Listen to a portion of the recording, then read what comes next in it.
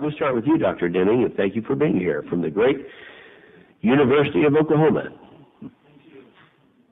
Mr. Chairman, members of the committee, and distinguished guests, thank you for inviting me to testify today. I am a geologist and geophysicist. I have a bachelor's degree in geology from Indiana University and a PhD in geophysics from the University of Utah.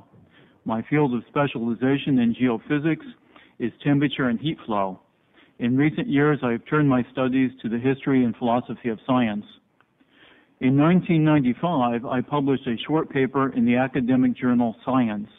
In that study, I reviewed how borehole temperature data recorded a warming of about 1 degree Celsius in North America over the last 100 to 150 years. The week the article appeared, I was contacted by a reporter for National Public Radio.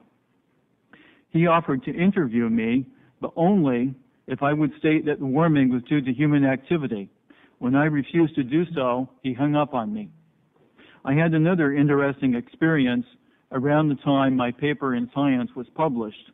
I received an astonishing email from a major researcher in the area of climate change.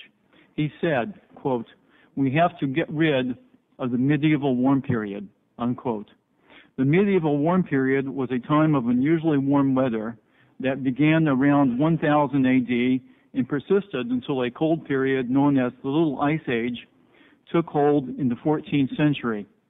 Warmer climate brought a remarkable flowering of prosperity, knowledge, and art to Europe during the High Middle Ages.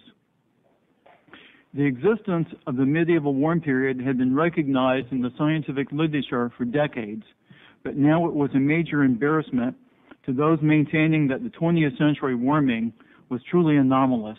It had to, quote, "be gotten rid of," unquote. In 1769, Joseph Priestley warned that scientists overly attached to a favored hypothesis would not hesitate to warp the whole course of nature.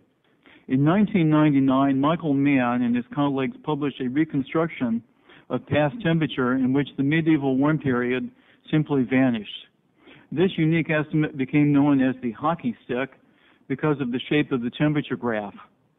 Normally in science, when you have a novel result that appears to overturn previous work, you have to demonstrate why the earlier work was wrong. But the work of Mann and his colleagues was initially accepted uncritically, even though it contradicted the results of more than 100 previous studies. Other researchers have since reaffirmed that the medieval warm period was both warm and global in its extent. There is an overwhelming bias today in the media regarding the issue of global warming. In the past 2 years, this bias has bloomed into an irrational hysteria. Every natural disaster that occurs is now linked with global warming, no matter how tenuous or impossible the connection. As a result, the public has become vastly misinformed on this and other environmental issues. Earth's climate system is complex and poorly understood, but we do know that throughout human history, warmer temperatures have been associated with more stable climates and increased human health and prosperity. Colder temperatures have been correlated with climatic instability, famine, and increased human mortality. The amount of climatic warming that has taken place in the past 150 years is poorly constrained, and its cause, human or natural, is unknown. There is no sound scientific basis for predicting future climate change with any degree of certainty. If the climate does warm, it is likely to be beneficial to humanity rather than harmful. In my opinion, it would be foolish to establish national energy policy on the basis of misinformation and irrational hysteria. Thank you. He said, quote, "We have to get rid of the medieval warm period," unquote.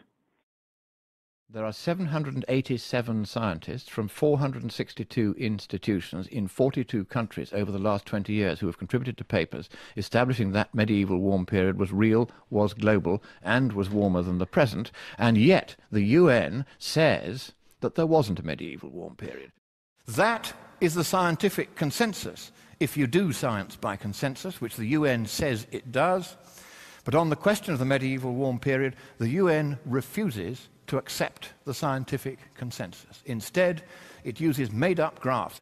And by the way, another example of the cover-up is if you go to the IPCC webpage, you cannot access the first and second reports anymore. They're gone.